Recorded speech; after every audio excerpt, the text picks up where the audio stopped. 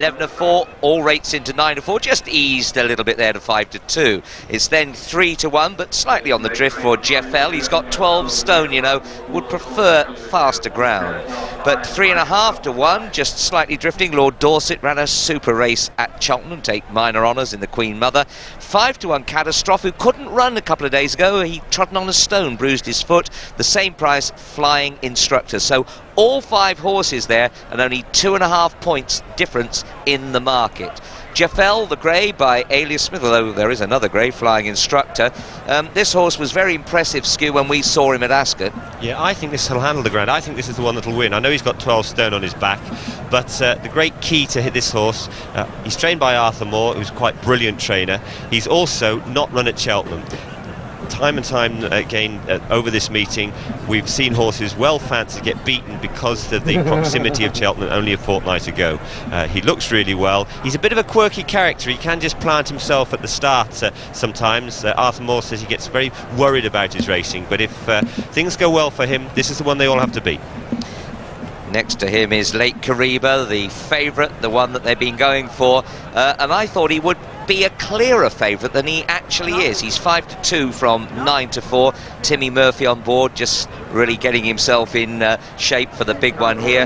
This will be a fast-ish race, Skew, but as we saw in the first race, the conditions are testing, but I don't think they'll hang around. No, he's a lovely horse, isn't he? Typical of Paul Nicholls. He's produced. He's huge and powerful, isn't he? I mean, I would say powerful rather than tall, isn't he? Real stocky character. Ran a great race at Cheltenham, didn't he, in the champion chase? I mean, I would think that could be put down as the race of his life at the Cheltenham. Just faded up the hill, couldn't quite hold off the challenge of Au Royal.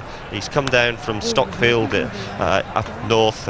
He's trained by Alistair Cholton, and again, I just put the question mark over him. Did Cheltenham just knock the edge off him? What about the horse next to him, Skew? The Entire, the only uncastrated horse in the race. Quite amazing and a rarity for them to continue to like jumping fences. Bruised foot only 2 days ago, but he is better on a flat track, isn't he?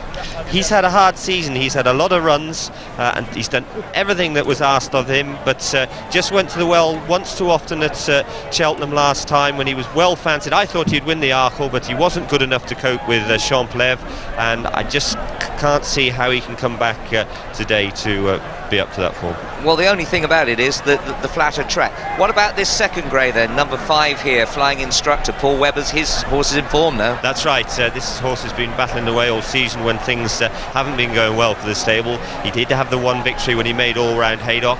Occasionally he just stands off at his fences too far. He fell round here last year, but he's a horse with a lot of ability. It is pouring down now. The goggles are coming down on the jocks. It's absolutely belting down. This will not be pleasant. Everybody getting out of the way. They'll be very packed in the grandstands. But for the jockeys, well, the bookmakers can't go anywhere. They're stuck by their hodds, aren't they? It is coming down in stair rods here. Well, we've seen all of the runners. There's Lord Dorset in front. They'll be calling them in soon. The starter will be going over towards his rostrum. The course. And this will make the ground on the Grand National course extremely testing indeed. Heavy showers are forecast for the remainder of the afternoon, and if you haven't placed a Grand National bet, you'll be looking for a mud duck, that's for sure. Just wait a moment, wait. Some brave punters here today. They're under orders. Come on! That's it, and away. Away for this Martell Red Rum chase, and on the right of picture Catastrophe, the first to show out. On the left is Jeffell, who began okay and a high leap at the first. Jeffell all over safely. Flying Instructor just drops in behind third, followed then by Lord Dorset, and 2 or 3 lengths away is Lake Kariba.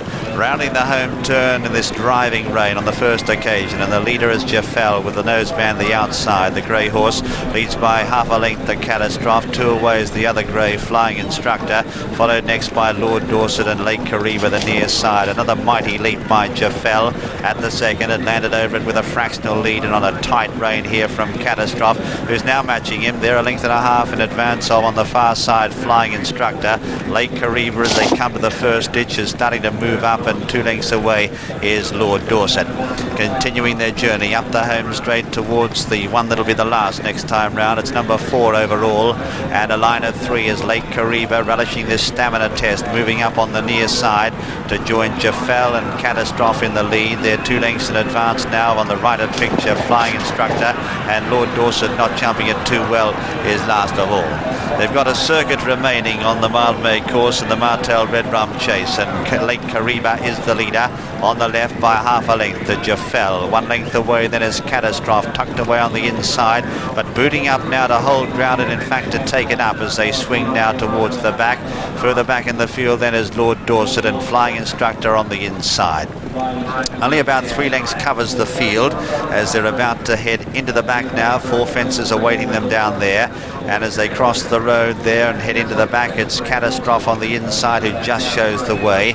From a little bit wider out, Jeffell as they head down the back towards fence number 5.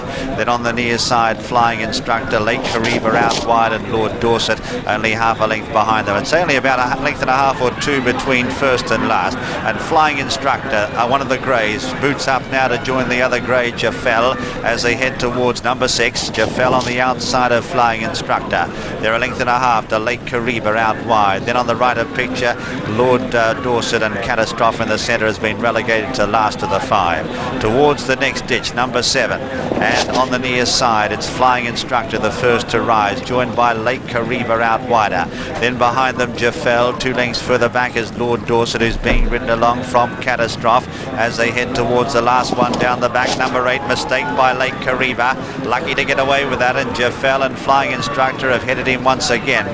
Leaving the back now, and it's Flying Instructor on the inside of Jeffell. They're 3 lengths in advance now of Lake Kariba, and they've kicked away by 4 or 5 lengths to Catastrophe, and still last of all is Lord Dorset.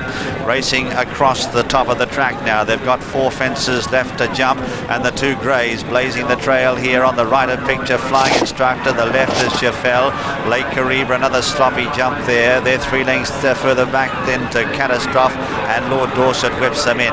Rounding the home turn now, they've got 3 fences left to jump in the home straight, and Flying Instructor has dashed about 4 or 5 lengths in front here of Jeffell. There's 6 or 8 lengths to Catastrophe, then Lake Kariba, who's run his race I reckon, followed then by Lord Dorset.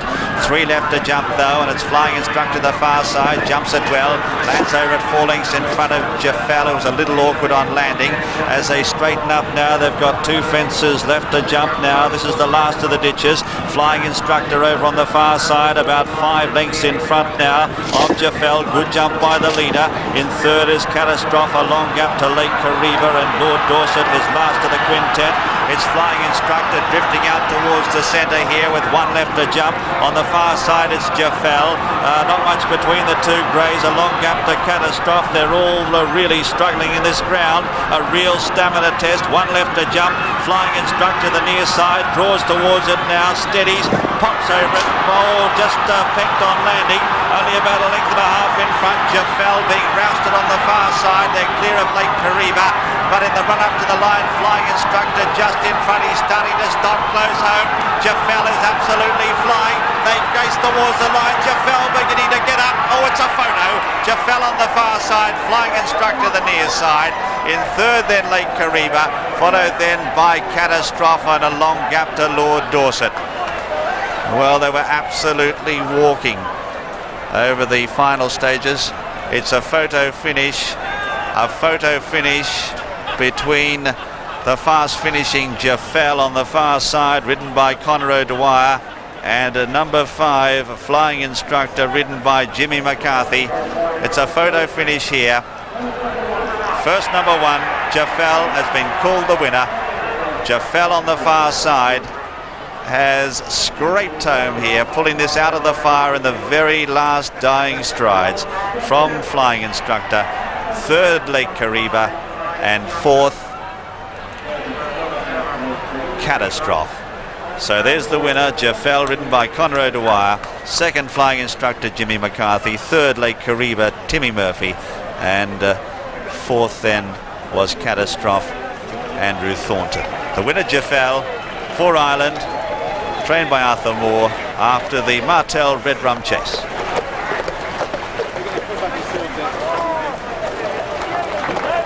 Yeah, Yes, and here we've got late Kariba on the far side. This is where he just makes his mistake, gets in a little bit close, lands on his head. Brilliant piece of riding by Timmy Murphy, getting the equilibrium right as he landed over. But that finishing line here, I mean, it was easy, wasn't it? It was they called the photograph very quickly. I mean, I think he was very, very unlucky, Flying Instructor, but as I said beforehand, you can never dismiss Arthur Moore when he brings one over here, and he's had a little bit of luck on his side, although he didn't jump the last very well, did he? There might have been just something in front of there, as you say, the ground being very soft, just a